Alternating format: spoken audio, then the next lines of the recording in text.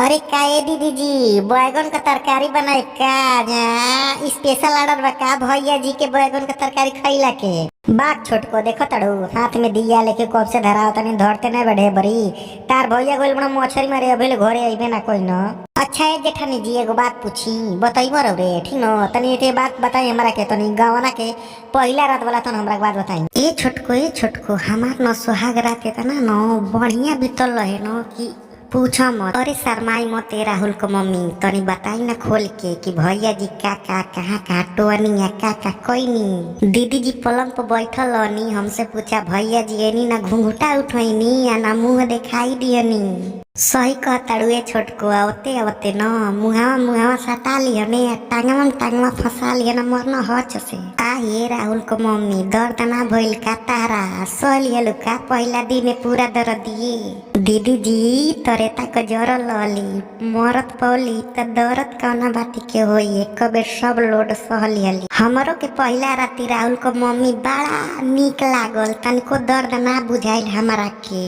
अब तो जान ली दीदी जी की हम नींबू खरबूजा हो गइल बा अब एहर से ओहर से कैसो टुआ ऊपर नीचे से तनिको दर्द ना करेला। हमार तो जैसे पहले रहल तैसे अब बाटे नींबू खरबूजा नइखे नींबू सरसों हो गइल बाटे।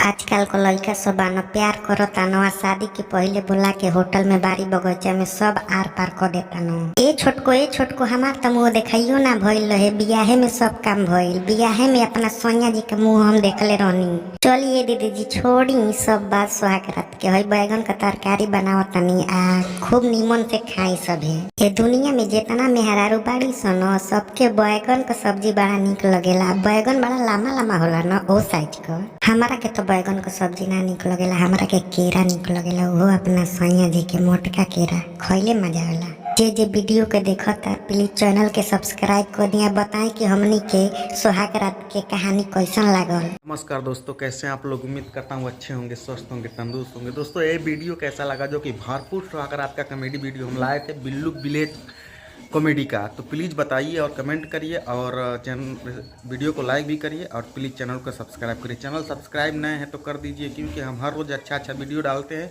फुल एंजॉयड वीडियो देखने में मज़ा आता है, तो प्लीज़ चैनल को सब्सक्राइब करके जाइएगा।